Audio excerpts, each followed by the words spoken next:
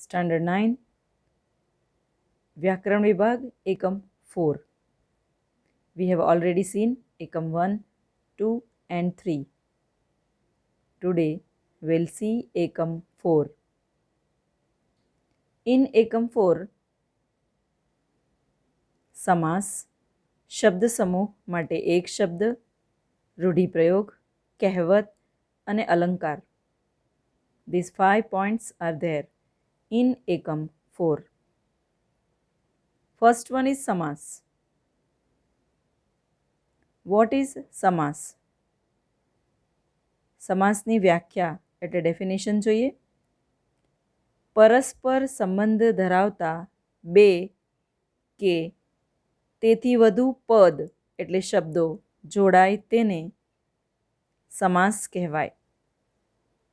I repeat, પરસ્પર સંબંધ ધરાવતા બે કે તેથી વધુ પદ શબ્દો જોડાય ત્યારે તેને સમાસ કહેવાય. ગુજરાતીમાં અનેક સમાસ એવા છે જેમાં સંસ્કૃત શબ્દો આવે છે અને આપણી ગુજરાતી ભાષા સંસ્કૃત પરથી આવી છે. આપણી ભાષાની લિપિ છે દેવનાગરી. એ આપણે યાદ રાખવું જોઈએ. અહીં કેટલાક પ્રકારો છે સમાસના. That will see. દ્વંદ્વ સમાસ. દ્વંદ્વ સમાસ એટલે બે સમાન વ્યાકરણી મોભો ધરાવતા પદો જોડાય ત્યારે દ્વંદ્વ સમાસ બને છે. બે એક સરખા સ્ટેટસ ધરાવતા પદ જ્યારે જોડાય ત્યારે દ્વંદ્વ સમાસ બને છે અને તેનો વિગ્રહ અને અથવા કેથી કરી શકાય છે. એક્ઝામ્પલ જોઈએ. કપ રકાબી, કપ અને રકાબી. સેકન્ડ એક્ઝામ્પલ, વંશ વારસ, વંશ કે વારસ. તો ઉપરના શબ્દમાં અને નીચે કે અને કેથી છૂટું પાડી શકાય. સેકન્ડ વન, તત્પુરુષ સમાસ. જે સમાસનું પૂર્વપદ ઉત્તર પદ સાથે વિભક્તિ સંબંધથી જોડાયેલું હોય ત્યારે તેને તત્પુરુષ સમાસ કહે છે. જે સમાસનું પૂર્વપદ ઉત્તર પદ સાથે વિભક્તિ સંબંધથી જોડાયેલું હોય ત્યારે તેને તત્પુરુષ સમાસ કહે છે. વિભક્તિ સંબંધ દર્શાવતા પ્રત્યયો એ, ને, માં, થી, થકી, પર, વડે. એક્ઝામ્પલ, સ્નેહાધીન, સ્નેહને આધીન. ને તત્પુરુષ સમાસ ધરાવે. કર્મધારય સમાસ, જેમાં પહેલું પદ વિશેષણ અને બીજું પદ વિશેષ્ય એટલે સંજ્ઞા હોય તેને કર્મધારય સમાસ કહેવાય છે. પરમેશ્વર, પરમ, ઈશ્વર. પરદેશ, પર, દેશ.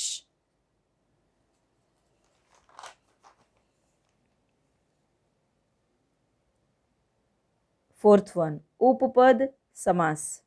જે સમાસનું ઉત્તર પદ ક્રિયાવાચી નામ હોય તેને ઉપપદ સમાસ કહેવાય.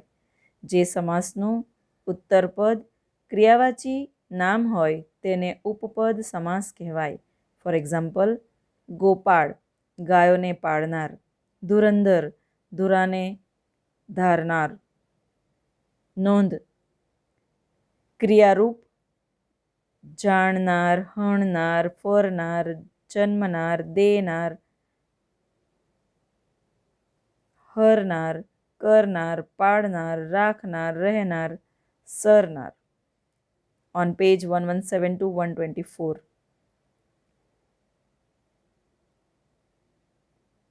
હવે આપણે જોઈએ શબ્દ સમૂહ માટે એક શબ્દ.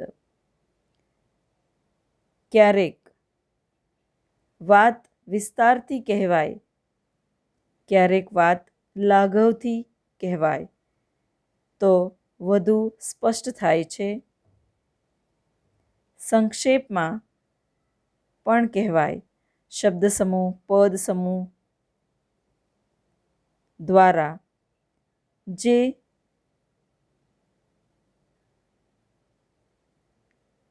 અર્થનો નિર્દેશ થતો હોય તે અર્થને કોઈ એક શબ્દ દ્વારા રજૂ કરી શકીએ તેને શબ્દ સમૂહ માટે એક શબ્દ કહેવાય. જે સ્થિર બુદ્ધિ ધરાવે છે તે જ્ઞાની. એના માટે એક શબ્દ છે સ્થિતપ્રજ્ઞ. બીજું ઉદાહરણ, સાંકડો પગ રસ્તો એટલે કેડી. શબ્દ સમૂહ માટે એક શબ્દ પછી આપણે જોઈએ રૂઢિપ્રયોગ. રૂઢિપ્રયોગ કોઈ શબ્દ કે શબ્દ સમૂહ તેના દેખીતા અર્થને બદલે કોઈ લાક્ષણિક અર્થમાં પ્રચલિત એટલે રૂઢ થઈ ગયો હોય, ફેમસ થઈ ગયો હોય તેને રૂઢિપ્રયોગ કહેવાય. ફોર એક્ઝામ્પલ, પથ્થર પર પાણી એનો અર્થ છે વ્યર્થ જવું, મોં ચડવું, રીસ ચડવી. તો આ તમે જોઈ શકો છો પેજ નંબર 125 અને 126 પર. કહેવત.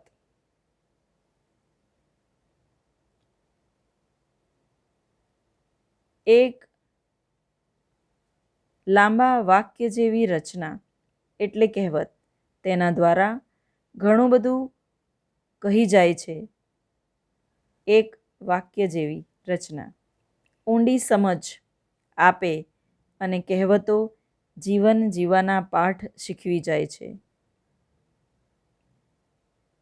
Like it is said that એક સેન્ટેન્સ ઇન્સાનની જિંદગી બદલી શકે છે. એક્ઝામ્પલ છે કહેવત, સોબત તેવી અસર. A man is known by the company he keeps. It is on page 127 and 128. તો સમાસ, શબ્દ સમૂહ માટે એક શબ્દ, રૂઢિપ્રયોગ અને કહેવતો આપણે સમજ્યા. અલંકાર જોઈએ. ઓર્નામેન્ટ્સ.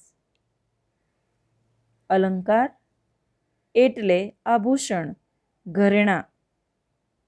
જેમ આભૂષણ સ્ત્રીના સૌંદર્યને વધારે છે, જેમ આભૂષણ પહેરવાથી, ઓર્નામેન્ટ્સ પહેરવાથી સ્ત્રીની બ્યુટી વધે છે, એની સુંદરતા વધે છે, તેમ ભાષામાં અલંકાર એ કાવ્યના સૌંદર્યને વધારે છે. કાવ્ય એટલે કવિતાની શોભા વધારનાર તત્વ એટલે અલંકાર. So what is the definition of અલંકાર? In short we can see કાવ્ય એટલે કે કવિતાની શોભા વધારનાર તત્વ એટલે અલંકાર. અલંકારમાં બે પ્રકાર છે, શબ્દાલંકાર અને અર્થાલંકાર. શબ્દ પ્લસ અલંકાર, અર્થ પ્લસ અલંકાર. શબ્દાલંકારની વ્યાખ્યા જોઈએ, ડેફિનેશન. ધ્વનિ અથવા શબ્દના, ધ્વનિ એટલે અવાજ, આપણે આગળ જોઈ ગયા. ધ્વનિ અથવા શબ્દના વિશિષ્ટ સંયોજનને કારણે કાવ્યમાં ધ્વનિ શબ્દનો મૂળભૂત ઘટક એટલે યુનિટ એ ધ્વનિ છે. વિશિષ્ટ સંયોજનને કારણે ચમત્કૃતિ સધાય અને કાવ્યના નાદ એટલે અવાજ સૌંદર્ય નીપજે. કાવ્યમાં નાદ સૌંદર્ય નીપજે એટલે ઉપજે, આવે. શબ્દ આ અલંકારના સૌંદર્યનો આધાર, સૌંદર્યમાં વધારો થાય ત્યારે તેને શબ્દાલંકાર કહે છે. એટલે શબ્દનો આ અલંકારને સૌંદર્યમાં વધારો થાય તેને શબ્દાલંકાર કહે છે. શબ્દના સૌંદર્યમાં વધારો થાય.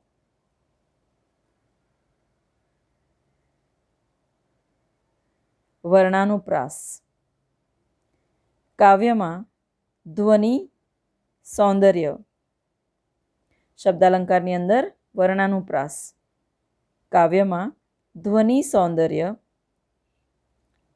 જ્યારે કોઈ એક વર્ણના પુનરાવર્તનથી એટલે રિપીટ થાય તેનાથી કાવ્ય પદાવલી એટલે કાવ્ય પંક્તિમાં સૌંદર્યનો વધારો કરે ત્યારે તે વર્ણાનુપ્રાસ અલંકાર કહેવાય. ધ્વનિ એટલે અવાજ, નાદ, વર્ણ એટલે અક્ષર અને ઘટક એટલે એકમ. સો વર્ણાનુપ્રાસનું એક્ઝામ્પલ જોઈએ આપણે. એક્ઝામ્પલ: કામિની કોકિલા કેલિકુ જન કરે. ક ક ક ક અને ક તમે જોઈ શકો છો.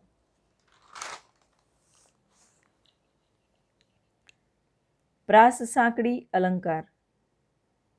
કોઈ એક પંક્તિમાં બે ચરણમાં એટલે બે ભાગમાં, બે પાર્ટમાં પહેલા ચરણનો અંતિમ શબ્દ અને બીજા ચરણનો પ્રથમ શબ્દ જ્યારે પ્રાસ ધરાવતા હોય ત્યારે પ્રાસ સાંકડી અલંકાર બને છે. પ્રાસ રાઇમ. એક્ઝામ્પલ: વાપરીએ વિચારીને વાણી, પાણી પણ વેતે વેતે. સો પહેલા ચરણમાં વાણી અને બીજા ચરણમાં પહેલો શબ્દ પાણી. પહેલા ચરણનો છેલ્લો શબ્દ પાણી, બીજા ચરણનો પહેલો શબ્દ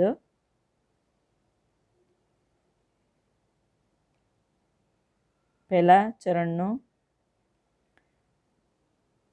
છેલ્લો શબ્દ વાણી અને બીજા ચરણનો પહેલો શબ્દ પાણી. કરેક્શન. ફરીથી જોઈએ. વાપરીએ વિચારીને વાણી, પાણી પણ વેતે વેતે. તો પહેલા ચરણનો છેલ્લો શબ્દ વાણી અને બીજા ચરણનો પહેલો શબ્દ પાણી. આ હતું શબ્દાલંકાર. હવે જોઈએ અર્થાલંકાર. શબ્દ એ બાહ્ય દેહ છે અને અર્થ એ આંતરિક દેહ છે. એટલે શબ્દ એ બહારનો બોડી છે અને અર્થ એ અંદરનું શરીર છે. અર્થ દ્વારા ચમત્કૃતિ સધાય એ જ અર્થ અલંકારનો આધાર કાવ્યના સૌંદર્યમાં વધારો થાય ત્યારે અર્થાલંકાર બને છે. અર્થમાં અન્ય શબ્દ પ્રયોજાય તો સૌંદર્યને હાનિ પહોંચતી નથી. એના પારિભાષિક શબ્દ જોઈએ. ઉપમેય, ઉપમાન અને સાધારણ ધર્મ. તો ઉપમેય શું છે? જે વસ્તુને અન્ય સાથે સરખાવવામાં આવે તેને ઉપમેય કહે છે. ઉપમાન. ઉપમેયને જે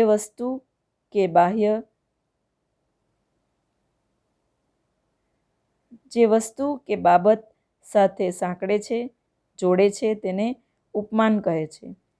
સાધારણ ધર્મ. ઉપમેય અને ઉપમાન વચ્ચે રહેલા સમાન ગુણને, ક્રિયાને, સ્વભાવને, પ્રકૃતિ વગેરે બાબત સાધારણ ધર્મ કહેવાય છે. અલંકાર માં આપણે જોયું ઉપમેય, ઉપમાન અને સાધારણ ધર્મ એ પારિભાષિક શબ્દ.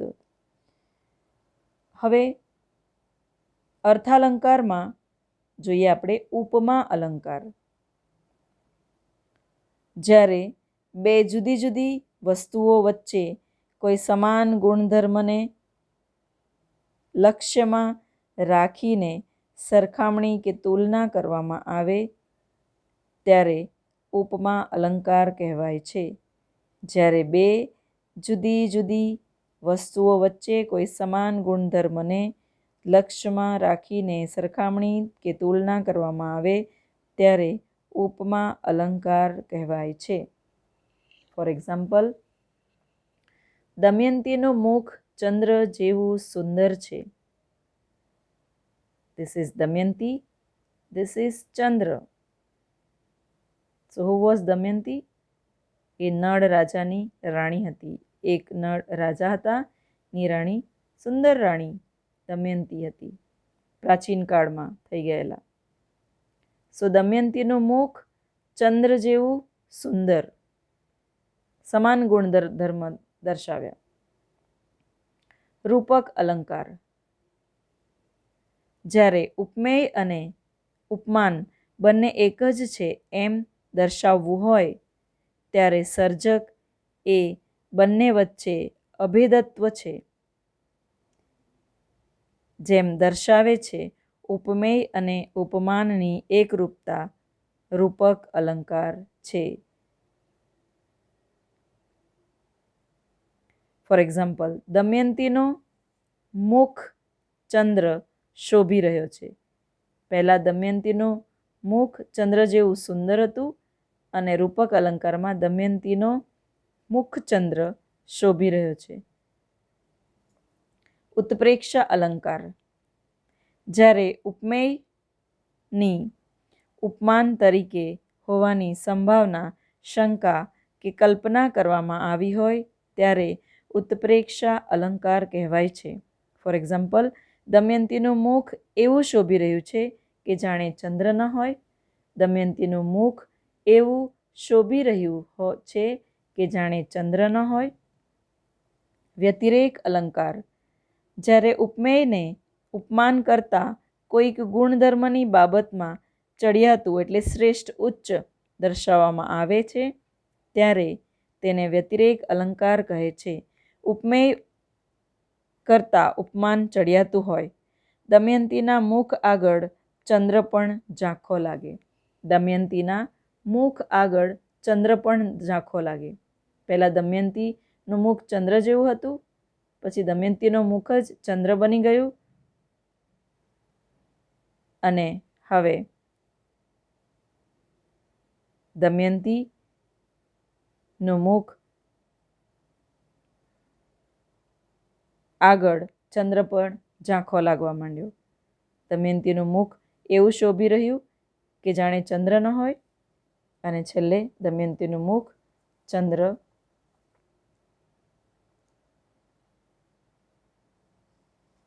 આગળ ઝાંખું લાગે છે. 5th one, અતિશયોક્તિ અલંકાર. જ્યારે ઉપમાન દ્વારા ઉપમેયનું નિગ્રહણ કરવામાં આવે એટલે કે ઉપમાન ઉપમેયને ગળી જાય, ઉપમેયનો લોપ થાય, માત્ર ઉપમેયનો જ નિર્દેશ થાય ત્યારે અતિશયોક્તિ અલંકાર બને છે. ફોર એક્ઝામ્પલ, મહારાજ ચંદ્રને નિરખતા પોતાના ચંદ્રની પ્રતીક્ષા કરી રહ્યા હતા.